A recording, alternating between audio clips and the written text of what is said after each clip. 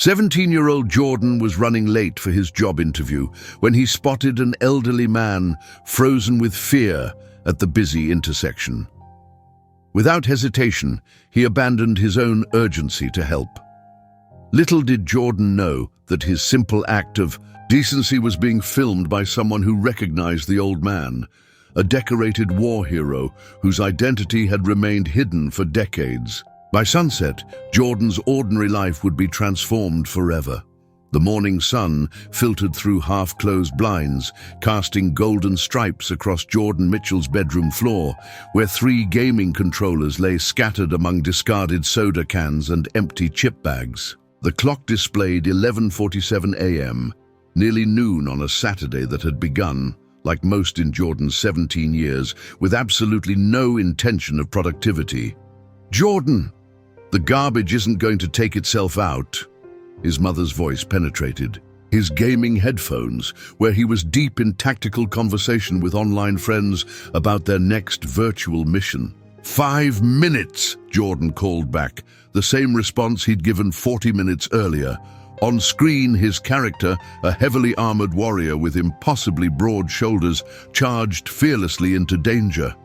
In real life, Jordan's slender frame sank deeper into his gaming chair, avoiding even the mild peril of household chores. The Mitchell home sat on Oak Ridge Drive, neither the wealthiest nor poorest street in Westbrook, a perfectly average suburban existence that Jordan found excruciatingly boring. His bedroom walls told the story of a life-seeking escape. Posters of distant galaxies, fantasy landscapes, and video game heroes who accomplished extraordinary feats without ever having to fold laundry or attend family dinners. Jordan's report. E-cards painted a consistent picture. Shows remarkable potential when interested, followed inevitably by but lax initiative. His mind was razor-sharp when engaged. Calculus problems solved with elegant precision, English essays crafted with unexpected depth. But ask him to volunteer for anything, and he'd vanish like morning mist in summer heat. "I'm not anti-helping," he often explained to his exasperated parents. "I'm pro-efficiency. If something doesn't need doing, why do it?" This philosophy extended to holding doors, carrying groceries, or acknowledging his grandmother's Facebook messages, all filed under unnecessary expenditures of energy. At school, Jordan occupied the comfortable middle ground of social hierarchies. Not popular enough to be invited to every party, not invisible enough to be forgotten. His teachers recognized the spark of brilliance in his dark brown eyes, but had largely given up trying to nurture it into flame. Selective participation was the kindest phrase used in staff discussions about Jordan Mitchell. When his phone alarm chimed, not to remind him about chores, but that a new game expansion was releasing online, Jordan finally emerged from his room. He navigated the hallway with practiced precision, eyes never leaving his phone screen as he sidestepped the family's golden retriever, Max, who had long ago accepted that Jordan's affection came only in brief, distracted scratches behind the ears. In the kitchen, Mrs. Mitchell was preparing lunch, her movements efficient after years of hospital nursing shifts. "There he emerges," she said, a hint of resigned amusement in her voice. "I was beginning to think we should send a search party." "Very funny," Jordan mumbled, reaching for the refrigerator door. "I was in the middle of something important." "More important than helping your father clean the gutters. He's been out there for 2 hours alone." Through the window, Jordan could see his father on a ladder, sleeves rolled up, hands caked with leaves and grime. For a fleeting second, something like guilt flickered across Jordan's face, quickly replaced by practiced indifference. Through the window, Jordan could see his father on a ladder, sleeves rolled up, hands caked with leaves and grime. For a fleeting second, something like guilt flickered across Jordan's face, quickly replaced by practiced indifference. He didn't ask for help, Jordan shrugged, the universal teenage defense. "He shouldn't have to," his mother replied quietly. This was the rhythm of Jordan's existence, a carefully constructed life of minimum effort and maximum self-interest.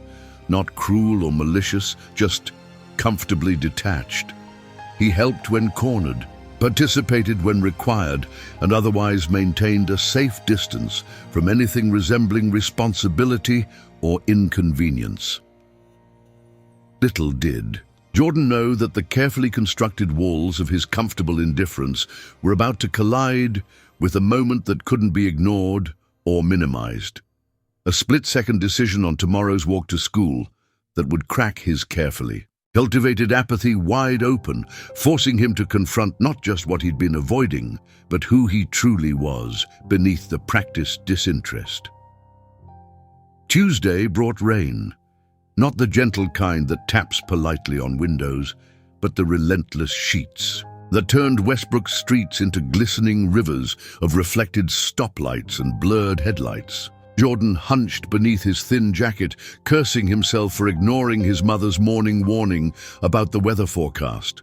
The school day had dragged endlessly, each class stretching like taffy in the humid classroom air, and now freedom beckoned. Specifically, the new gaming tournament starting in exactly 27 minutes. "No way I'm taking the long route today," Jordan muttered, eyeing the shortcut through Oak Ridge Park. The narrow path would shave 8 precious minutes off his journey home. 8 minutes meant 8 more kills in pre-tournament warm-up. The choice seemed obvious. Jordan cut across the rain-soaked grass, shoes squelching with each hurried step. The park was nearly deserted. Sensible people had brought umbrellas or were waiting out the downpour. His phone buzzed with tournament notifications, competitors logging in, positions being assigned. His pace quickened. As he approached the park's exit, where Maple Street intersected with bustling Lincoln Avenue, something caught his attention through the curtain of rain. An elderly man stood at the corner, one hand gripping a wooden cane that trembled against the wet pavement. His other hand clutched a plastic grocery bag, the thin material stretched by the weight of its contents. The crosswalk signal flashed. Its warning countdown: 7, 6, 5. The old man took a hesitant step forward, then froze as a taxi sped through a puddle, sending a wave of dirty water across the curb. He shuffled backward, his expression a mixture of frustration and resignation as the signal changed to a stern red hand. Cars accelerated impatiently, throwing more water toward the sidewalk. Jordan slowed his pace, then stopped entirely beneath the partial shelter of a leafless oak tree. The tournament countdown in his head continued, 23 minutes now, but something else was counting down too. The old man's resolve. With each passing moment, his shoulders hunched further against both the rain and the impossible. "A task before him, not my problem," Jordan whispered to himself, the familiar mantra of non-involvement heavy on his tongue.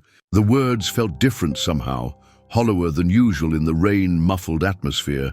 The elderly man tried again as the signal cycled back to white. 3 uncertain steps forward. A car horn blared as a driver made a right turn, cutting too close to the crosswalk.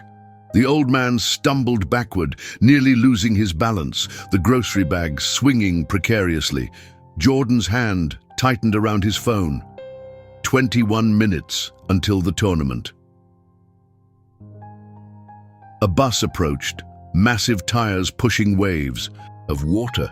The crosswalk timer began its merciless countdown again. 10, 9, 8. From his vantage point, Jordan could see what the old man couldn't.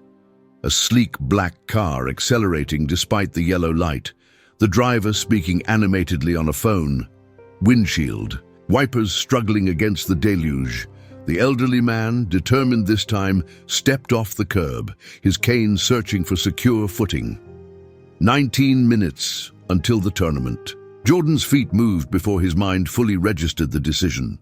The rain pelted his face as he abandoned the shelter of the tree, sprinting across 30 feet of open park space toward the intersection. His backpack bounced awkwardly against his spine. The countdown continued. 5, 4, The black car showed no signs of slowing for the changing light.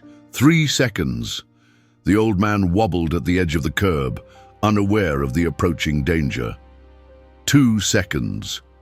Jordan's hand reached out, phone now forgotten. In his pocket. 1 second. Time compressed into a singular moment of clarity.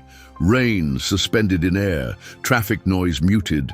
The world narrowed to the simple equation of distance, speed, and consequence. Jordan's fingertips touched the rough fabric of the elderly man's coat sleeve, just as the crosswalk signal turned red. What happened in the next heartbeat would alter the trajectory of Jordan Mitchell's carefully uninvolved existence forever. The black car roared through the intersection, sending a sheet of water skyward as its tires hit the deepest part of the puddle.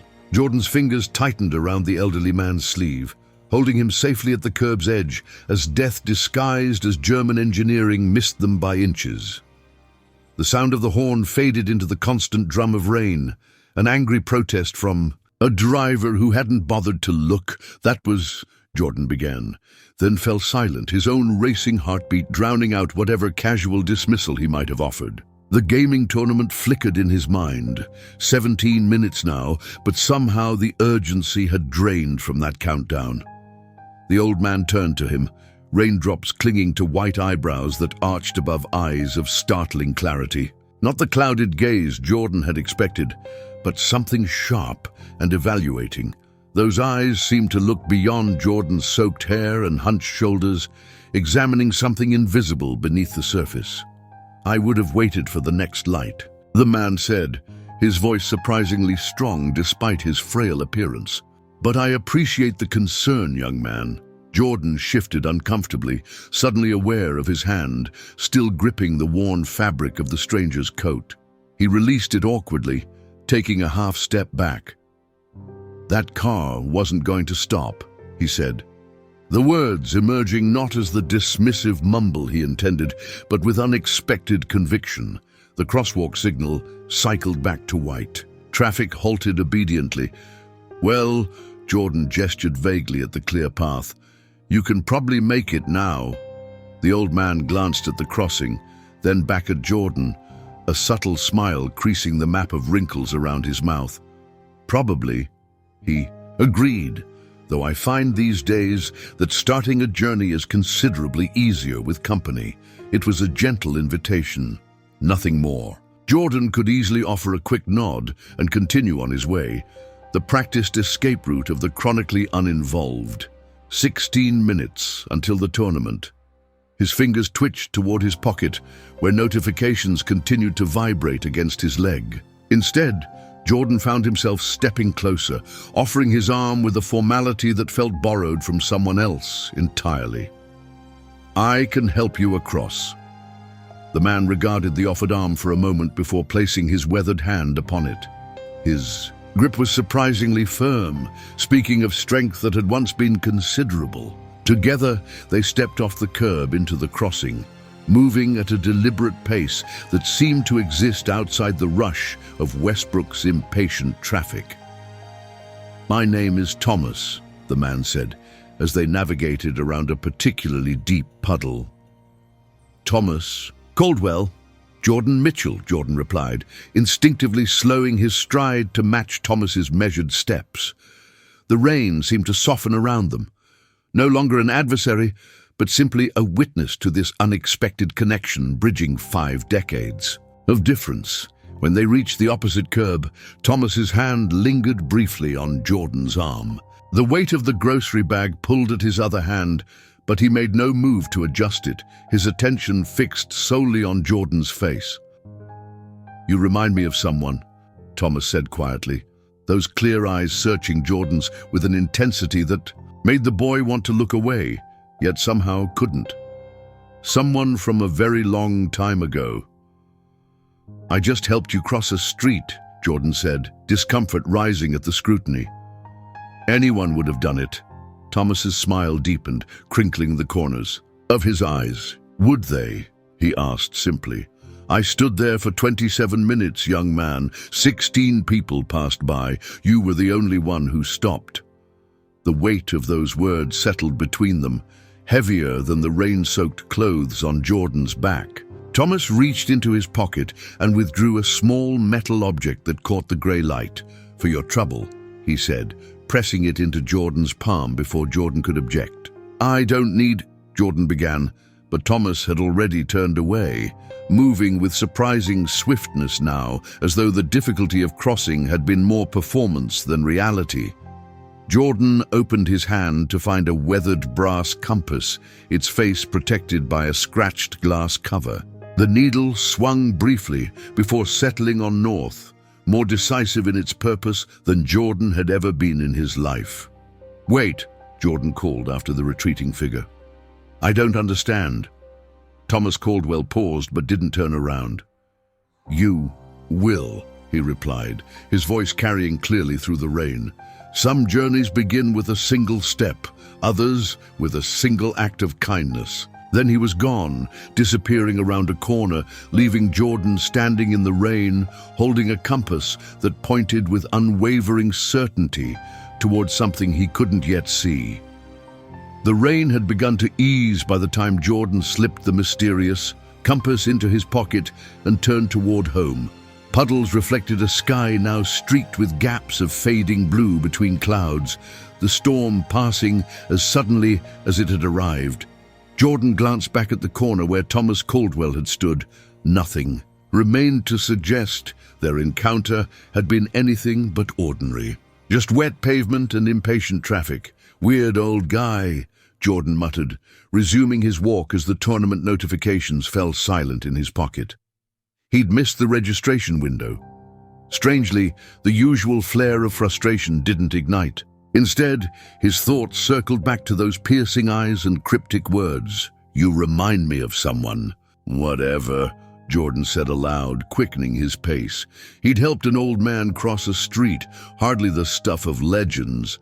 The compass was probably just some worthless trinket, the kind elderly people sometimes carried as keepsakes. By tomorrow, this would be nothing more than a slightly unusual anecdote, easily forgotten. 3 blocks from home, the first shiver hit him. His thin jacket clung to his shoulders, thoroughly soaked from the downpour. Jordan zipped it higher, shoving his hands deep into the pockets for warmth. His right hand brushed against something unexpected, a corner of thick paper that hadn't been there before. Jordan stopped beneath the shelter of a storefront awning. Cautiously, he withdrew the foreign object, a cream-colored envelope, its edges crisp despite being in his rain-soaked pocket. The paper felt expensive, almost textured beneath his fingertips. No water damage, no dampness at all, as though the rain hadn't touched it. He turned it over and his breath caught. Written in elegant, flowing script across the center of the envelope was a single word, Jordan, not "to the kind young man" or some other generic label. His actual name. The name he'd only shared with Thomas after they'd crossed the street together. How did he? Jordan whispered, glancing around as though Thomas might materialize from the shadows between buildings. The street remained ordinary. Cars passing, pedestrians hurrying past with umbrellas, a dog walker corralling 3 small terriers. No sign of an elderly man with a cane. Jordan's fingers trembled slightly as he turned the envelope over again. No return address, no other markings except his name in that distinctive handwriting. The envelope was sealed with a small wax impression. Who even used wax seals anymore? Bearing the design of what appeared to be a compass rose. The coincidence felt too deliberate to be random. His phone buzzed again. Not the tournament this time, but his mother wondering where he was. Jordan ignored it, carefully sliding his thumb beneath the sealed edge. The wax broke cleanly, releasing the envelope's contents. A single folded sheet of the same cream-colored paper and what appeared to be an old newspaper clipping, yellowed with age. The note was brief, written in the same flowing hand. The compass points to truth when one is ready to find it. Look carefully at the photograph, Jordan Mitchell. Some journeys begin long before we know we're travelers. T.C. Jordan's gaze shifted to the newspaper clipping. It was a photograph from what appeared to be decades ago, the black and white image showing a military ceremony. His eyes scanned the grainy faces of young men in uniform until they locked onto one figure standing at attention in the front row. The breath left his lungs in a rush. Though younger, though from another era entirely, the face was unmistakable.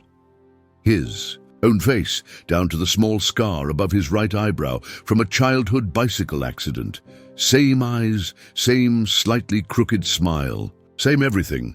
But the caption beneath the photo read, "Lieutenant Thomas Caldwell receives Silver Star for Valor, 1967. Jordan's hand trembled as he flipped the clipping over, searching for some explanation, some sign this was an elaborate prank. The back held only a partial advertisement for a department store long since closed. When he looked up, the world seemed different somehow, the same streets and buildings, but as though a veil had been drawn aside, revealing depths he'd never noticed before. The compass in his pocket felt suddenly heavier, its presence more significant than its simple brass construction could explain. Somewhere in Westbrook, a man who shouldn't exist had vanished into thin air, leaving behind questions Jordan couldn't begin to formulate, and an image that defied everything he understood about himself and the orderly, uninvolved life he'd so carefully maintained. The Mitchell home glowed like a lighthouse against the darkening evening sky, windows warm with kitchen light as Jordan approached. He paused at the driveway's edge, the newspaper clipping and note clutched in his hand, compass heavy in his pocket. Through the kitchen window, he could see his mother setting the table, his father gesturing animatedly about something. There, normal lives continuing, unaware that Jordan's world had just tilted on its axis. He slipped in through the side door, murmuring something about getting caught in the rain, needing a shower. The words felt distant, as though someone else was speaking. Them. His parents' responses washed over him, gentle admonishments about umbrellas, questions about school, while his mind circled endlessly around the impossibility in his pocket. "Are you feeling okay?" his mother asked, her nurse's intuition sensing. "Something amiss. Just tired," Jordan replied, already retreating up the stairs. "Save me some dinner." His bedroom door clicked shut behind him, a fragile barrier between two worlds that no longer seemed compatible. Jordan placed the compass, clipping, and note carefully on his desk, then changed out of his wet clothes. His gaming headset lay where he'd left it that morning, a relic from another lifetime, belonging to a Jordan who no longer existed.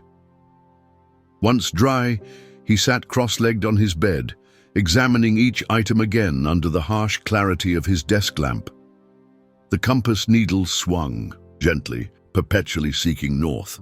The newspaper image remained unchanged, his face, impossibly, on a man who'd received a Silver Star decades before Jordan was born.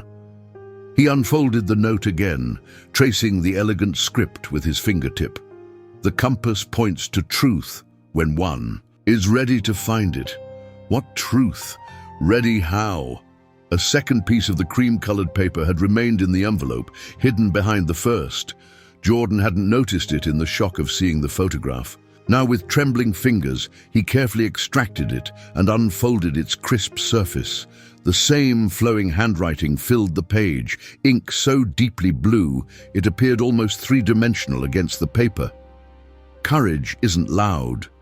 Sometimes it's just, in crossing the street. Jordan's throat tightened. The words seemed to pulse with meaning beyond their simplicity, acknowledgement of something he'd dismissed as insignificant. "Meet me at 3 p.m. tomorrow, 44 Brookstone Lane. Tell no one." He read the address twice, placing it in his mental map of Westbrook. Brookstone Lane wound through the oldest part of town, where historic homes stood behind wrought iron fences and ancient oak trees. Number 44 would be near the end, almost. At the edge of Westbrook itself, tell no one. The instruction hung in the air, transforming his bedroom into a conspiracy of secrets. Jordan reached for his phone, his instinct to Google the address, Thomas Caldwell, anything that might make sense of this impossible situation. His thumb hovered over the search bar. What if someone was watching his search history? What if this was something dangerous or worse? What if searching revealed nothing at all? What if Thomas Caldwell didn't exist in any record and 44 Brookstone Lane was an empty lot? Perhaps that would be the most frightening answer of all, that Jordan was losing his grip on reality. He set the phone down, turning instead to the compass. Its needle remained steady, unwavering in its certainty, while everything else in Jordan's life had become a question mark. Outside his window, the clouds had cleared completely, revealing a night sky brilliant with stars. Jordan moved to the glass, pressing his palm against its cool surface. The same stars had shone over Thomas Caldwell in 1967, over the young soldier whose face was Jordan's face, whose existence challenged everything Jordan understood about himself. 3 floors below, a shadow moved across the front lawn, too tall for a neighborhood cat, too deliberate for random movement. Jordan leaned closer, squinting into the darkness. For a moment, he thought he saw the distinctive silhouette of a man with a cane, standing perfectly still beneath the maple tree. When Jordan blinked, the shadow was gone. Tomorrow at 3 p.m., 44, Brookstone Lane. Jordan returned to his desk and carefully placed all the items, compass, clipping, and notes, back into the envelope. Then he slid it between his mattress and box spring, a secret burning like a coal beneath the surface of his ordinary life. Sleep would not come easily tonight, not with the weight of tomorrow's meeting pressing down like a physical presence, heavy with questions of identity, impossibility, and the unsettling sense that he was being drawn into something both ancient and urgent. 44. Brookstone Lane stood apart from its neighbors, set back from the street behind a wrought iron gate entwined with decades-old ivy. The Victorian mansion's weathered brick facade spoke of history, of secrets kept and stories untold. Jordan checked his watch, 2:57 p.m., then glanced up and down the quiet street before approaching the gate. No cars passed, no pedestrians. Strolled the tree-lined sidewalk, it was as if the world had granted him a moment of perfect privacy for this impossible meeting. The gate swung open at his touch, hinges silent despite their apparent age. As Jordan followed the stone path to the broad front steps, the compass in his pocket seemed to grow warmer, as though responding to some invisible signal. The brass knocker on the massive oak door, shaped like a lion's head, felt cool against his knuckles as he announced his presence with 3 hesitant raps. The door opened almost immediately, revealing not Thomas Caldwell, but a silver-haired woman in a crisp black suit, her posture military straight despite her advanced years. "Mr. Mitchell," she said, not a question but a confirmation. "The general is expecting you." The general? Jordan followed her through a foyer where antique furniture sat beneath oil paintings of landscapes he didn't recognize. The house smelled of leather-bound books and furniture polish, of history preserved with meticulous care. They passed a wall of framed photographs, military ceremonies, White House gatherings, desert landscapes with helicopters suspended against azure skies. In each one, Jordan caught glimpses of the same face at different ages. Thomas Caldwell, evolving from young lieutenant to distinguished officer, standing alongside presidents and world leaders with the ease of someone accustomed to power. The silver-haired woman paused before double doors of dark mahogany. "He doesn't receive many visitors these days," she said quietly. "Consider yourself privileged." With that, she knocked once and pushed the doors open. Sunlight streamed through tall windows into a library that might have been transported intact from another century. Books lined every wall from floor to ceiling, interrupted only by a massive stone fireplace where flames danced despite the mild weather outside. Before it stood Thomas Caldwell, no longer in the modest coat and hat from yesterday, but in pressed slacks and a sweater that spoke of quiet wealth. The cane remained, though he seemed to lean on it less here in his domain. "Jordan Mitchell," he said, his voice carrying the same strength but now tinged with something like satisfaction. "Right. On time." Jordan stepped forward, questions burning on his tongue, the newspaper clipping a phantom weight in his pocket. Before he could speak, Thomas gestured to the photographs on the mantelpiece. "You have questions about this, I imagine," he said, indicating a framed silver star mounted in a shadow box. "About who I am." "You told me your name was Thomas Caldwell," Jordan replied, finding his voice at last. The older man's smile held secrets. "A name I haven't used in many years, not since I was given a new identity for security reasons." He straightened slightly, authority settling around his shoulders like an invisible mantle. "I am retired General David Lancaster, former Joint Chiefs Chairman and Special Strategic Advisor to 3 presidents." The name ignited recognition in Jordan's mind. History classes, news references. General Lancaster was a living legend, the architect of military operations that had shaped global politics for decades. His retirement from public life had been so complete that most assumed he had passed away years ago. Yesterday, Jordan began, struggling to reconcile the elderly man at the crosswalk with this towering military figure. "Was no accident," Lancaster finished for him. "Neither was our meeting, Jordan Mitchell." The general moved to a chess table where carved pieces stood in mid-game, picking up a knight and turning it thoughtfully in his fingers. "I've been searching for someone like you for a very long time, someone who would stop on a rainy day for a stranger when no one else would."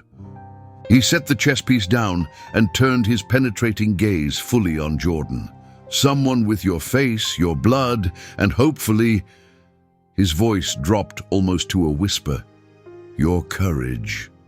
"I don't understand," Jordan said, though something deep within him stirred with recognition, as though part of him had been waiting for this moment without knowing it. "No," Lancaster agreed. "You don't. Not yet."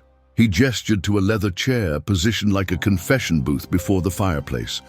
"But it's time you learned why the most decorated general in modern American history has been watching you since the day you were born." The fire crackled in the hearth, casting dancing shadows across General Lancaster's face as he lowered himself into the chair opposite Jordan.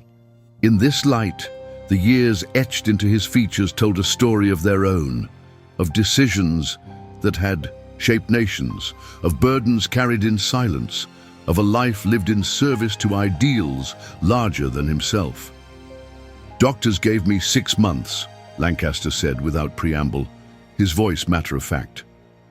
"That was nearly a year ago. I've outlived their predictions, but not by much." He tapped his cane against the floor, a gentle rhythm punctuating his words. "When a man approaches the end, Jordan, he thinks differently about legacy, about what truly matters." Jordan's throat tightened, the sudden intimacy of mortality filling the space between them. This living legend speaking of his death with such and calm certainty made the ornate room feel smaller, more human. "I'm sorry," Jordan said, the words inadequate but sincere. Lancaster waved away the sympathy. "Death and I are old acquaintances. We've been circling each other for decades." A ghost of a smile crossed his lips. "What concerns me now is not my ending, but what remains after." He reached for a leather-bound journal on the side table, its pages worn from frequent handling. "Over the past 3 years, I've been conducting what you might call a social experiment." His fingers traced the cover with unmistakable fondness. "Every Tuesday and Thursday, weather permitting, I place myself in situations requiring small acts of kindness from strangers." The crosswalk, Jordan realized. The trembling cane, the hesitation, all of it deliberate. "I've stood at that same crossing 47 times, Lancaster continued, opening the journal to reveal pages of meticulous notes. Hundreds of people have passed by. 16 stopped to ask if I needed help. 3 actually waited with me until I crossed. His clear eyes found Jordan's. Only you physically intervened when danger appeared. It was just a car, Jordan said, uncomfortable with the weight Lancaster placed on such a simple act. It's never just anything, son. Lancaster's voice carried the authority of absolute conviction. Character isn't built in grand moments of heroism. It's revealed in small choices when no one's watching, when there's nothing to be gained. He paused, studying Jordan. When you think no one would notice if you simply walked away. The general closed the journal and set it aside. I've commanded thousands of soldiers, advised presidents on matters of global security. Do you know what I've learned about true courage? Jordan shook his head, mesmerized by the intensity in the old warrior's gaze. It isn't found in those who charge into danger for glory or recognition. True courage lives quietly in people who do what's right simply because it's right, even when it costs them something. Lancaster leaned forward slightly. People like you, Jordan. I'm not special, Jordan protested. I'm just a regular kid who chose differently than 16 others yesterday, Lancaster finished, who saw someone in need and acted without calculation. Something softened in his expression. Do you know how rare that quality has become in this world? How precious? The question hung in the air between them, unanswerable yet profound in its simplicity. Lancaster's gaze drifted to the photographs on the mantel, younger versions of himself, standing alongside figures who had shaped the century. I've spent my life protecting this country from external threats, but the greatest dangers we face now come from within. The slow erosion of compassion, of responsibility to one another. He returned his attention to Jordan, something like hope, kindling in his eyes. My final mission isn't about national security or military strategy. It's about finding the right person to entrust with something far more valuable, a legacy not of power, but of purpose. The general reached for a small, wooden box on the table beside him. Its surface was unmarked except for a compass rose inlaid in silver. Jordan Mitchell, you don't know me. You owe me nothing, yet something in you, something inherent that no training could instill, made you stop yesterday when others walked past. His voice grew softer, touched with emotion rarely displayed in a lifetime of command. That same quality is what I've been searching for, what I need for the task that remains. He placed the box between them, firelight reflecting off its polished surface. The question now is whether you're willing to hear what I'm about to ask of you, whether that momentary courage extends beyond a single crosswalk to something that might change your life entirely. General Lancaster lifted the wooden box from the table, cradling it in his weathered hands with the reverence one might show a sacred relic. In the firelight, the polished wood gleamed with the patina that comes only from decades of careful handling. The silver compass rose inlaid on its surface caught the dancing flames, sending brief flares of light across the ceiling like silent fireworks. 63 years, Lancaster said, his voice soft with memory. I've carried this with me through 3 wars, 11 presidential administrations, and more classified operations than most history books will ever record. He ran his thumb across the small keyhole on the front of the box. No key was visible, yet something in his gesture suggested the means to open it remained within his possession. What's inside? Jordan asked, his voice hushed by the unmistakable gravity of the moment. Lancaster smiled, not the polished smile of a statesman, but something more genuine, tinged with both sadness and certainty. The most important thing I've ever owned. Not valuable by any market standard, but priceless to me. His clear eyes met Jordan's. And now, I believe, to you. With deliberate movements that spoke of ritual, Lancaster extended the box toward Jordan. The weight of it surprised him as he accepted it, heavier than its size suggested, as though carrying within it more than physical contents alone. "I don't understand," Jordan said, fingers tracing the intricate lines of the compass rose. "Why? Me? Why this?"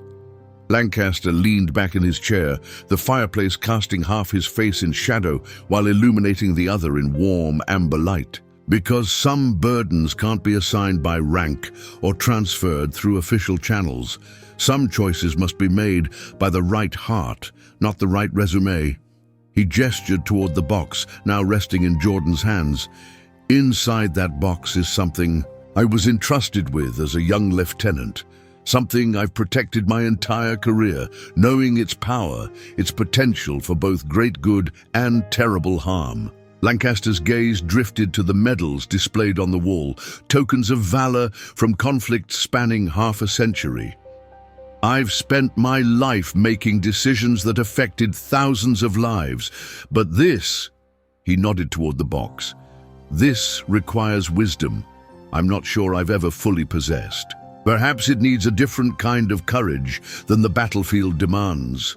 The silence that followed felt sacred, a pause between heartbeats where something monumental shifted in the universe.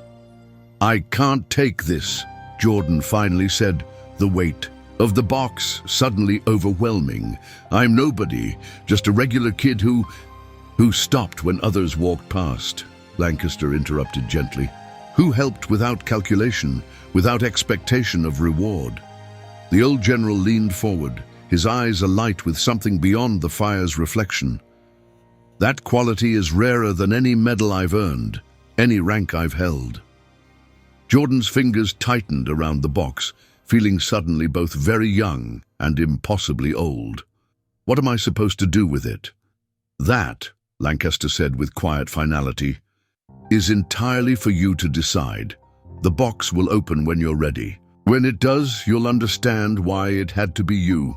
He sat back, a visible weight lifting from his shoulders. "For the first time in 63 years, it's no longer my responsibility. That burden and that honor now belongs to you." The grandfather clock in the corner marked the passage of seconds with solemn dignity, each tick a reminder of time's relentless forward march. Outside the windows, afternoon had begun its gentle slide toward evening, the world continuing its ordinary rhythm, while inside this room, something extraordinary had transpired. Jordan looked down at the box in his hands. This vessel containing an unknown legacy, an unasked-for responsibility. The compass rose, seemed to pulse beneath his fingertips, as though responding to his touch. The brass compass in his pocket felt suddenly warmer, connected somehow to this moment of inheritance.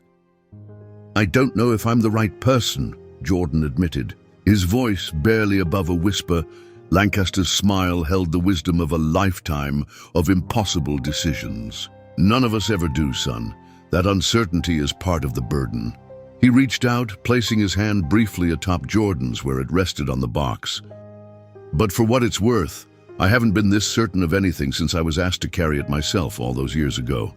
In that touch, the weathered hand of an aging warrior upon the smooth skin of youth, a torch passed from one generation to another, a sacred trust transferred not through ceremony or proclamation, but through the quiet recognition of one soul, seeing itself reflected in another across the vast expanse of years.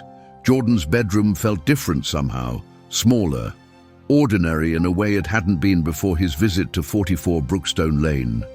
The posters on his walls, the scattered gaming controllers, the unmade bed, all artifacts from a life that no longer quite fit, like clothes outgrown overnight.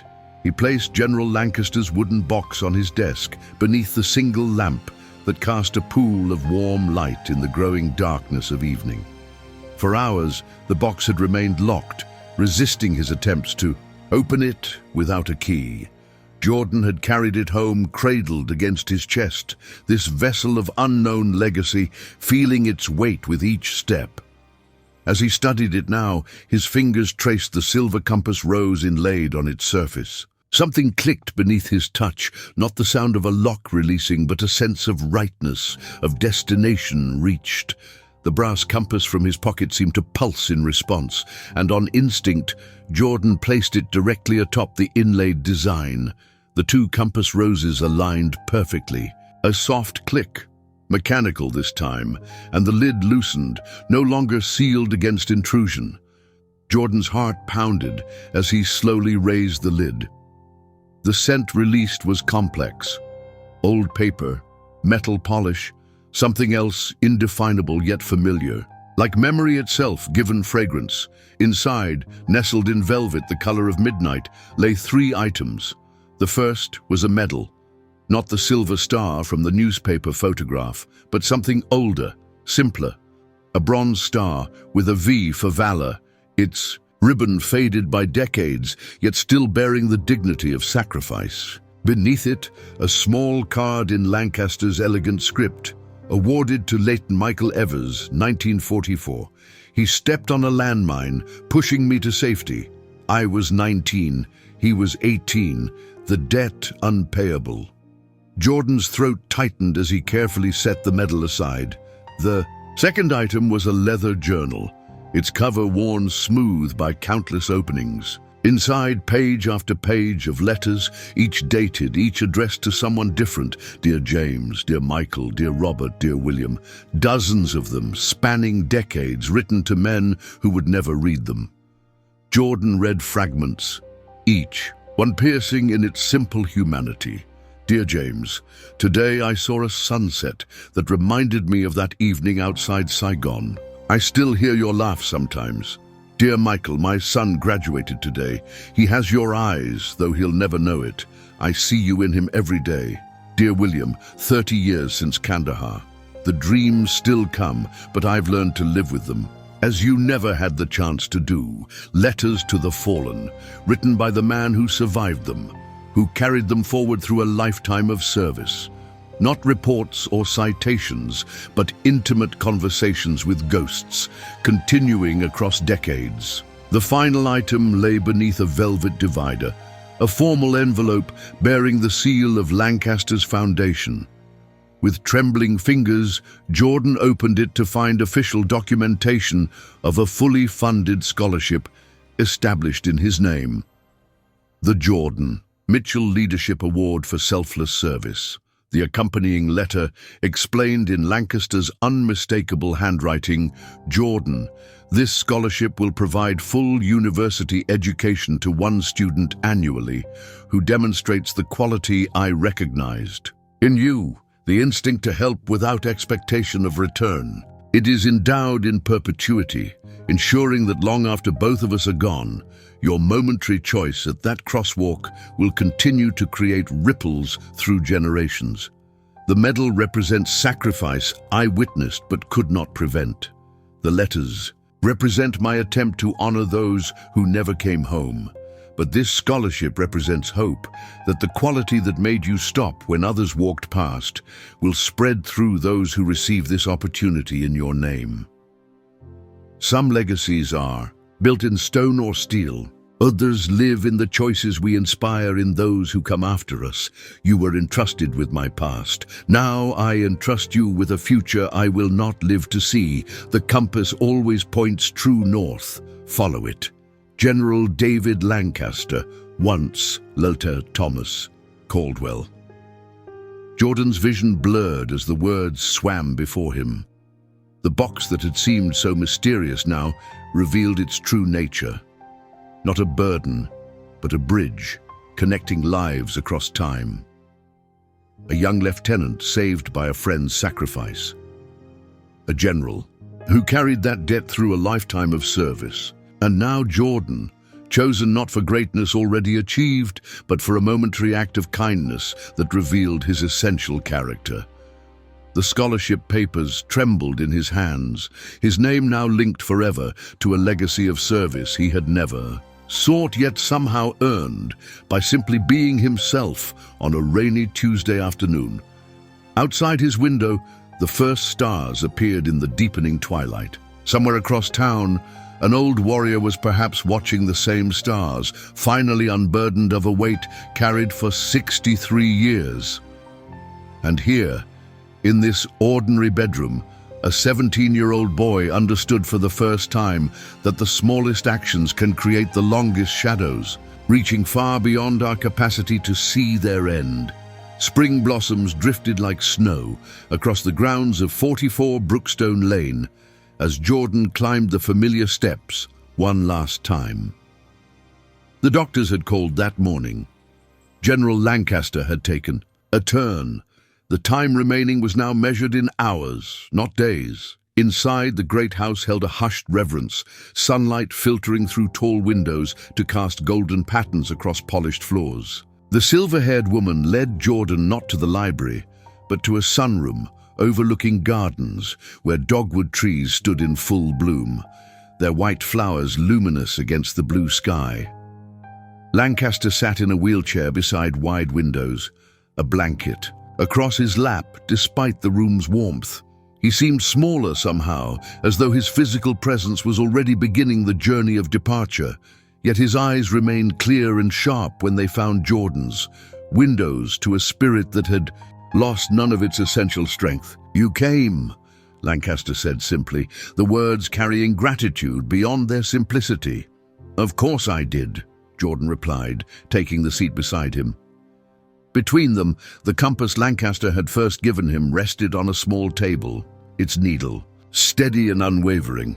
They sat in comfortable silence for a moment, watching blossoms spiral in the gentle breeze. So much had changed in the weeks since their first meeting at that rain-soaked intersection. Jordan's understanding of himself, of responsibility, of the invisible threads connecting seemingly random moments. "I wanted to tell you," Jordan finally said, his voice steady despite the emotion behind it, "that I understand now why you chose me, what you were looking for." He met the old warrior's gaze directly. "I promise to live a life worthy of your trust." Lancaster's weathered hand found Jordan's, his grip surprisingly firm. "I have no doubt of that," he said. "The compass always finds true north." His gaze drifted to the gardens beyond the window. "My time is ending, but something important continues through you. Not my name or my rank, those are just words for history books, but something far more valuable." "Kindness," Jordan said quietly. Lancaster's smile held the wisdom of a lifetime. The simplest acts echo the longest. 3 days later, General David Lancaster slipped quietly from the world as dawn painted the eastern sky with promise. His funeral was small by military standards, his own request. But the gathering included figures from the highest echelons of power, standing shoulder to shoulder with ordinary citizens whose lives he had touched. Jordan stood at the podium in his first suit, the compass a weight in his pocket, grounding him as he faced the distinguished gathering. The words he had prepared seemed suddenly inadequate, so he spoke instead from the heart about crosswalks and rainy days, about choices made when no one is watching, about legacies built not in marble and stone, but in moments of human connection.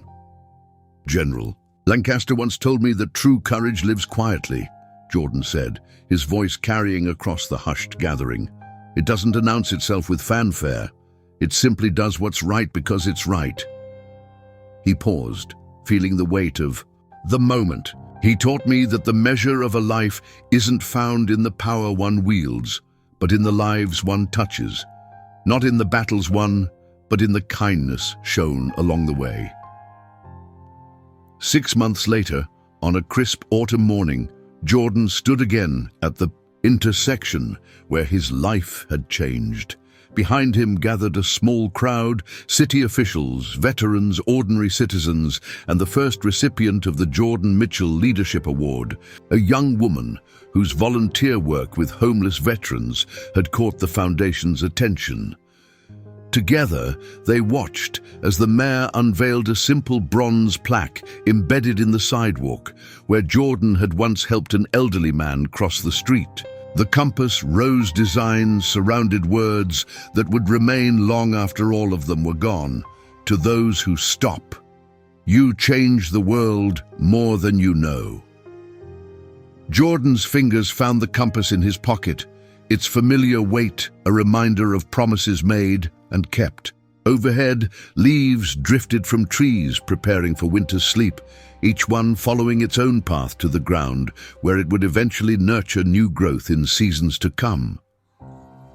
Such is the way of legacies, Jordan thought, falling like leaves, from one generation to the next, visible for a moment in their descent, but lasting far longer in the unseen nourishment they provide for what grows after. The compass in his pocket pointed true north, and Jordan Mitchell, once a boy who avoided involvement, now walked purposefully into a future illuminated by the understanding that kindness is never just kindness. It is a bridge between generations, a light that guides us home, a compass, revealing our truest selves in the moment we reach out a hand to someone in need. Before we jump back in, tell us where you are tuning in from, and if this story touches you, make sure you are subscribed. Because tomorrow I have saved something extra special for you.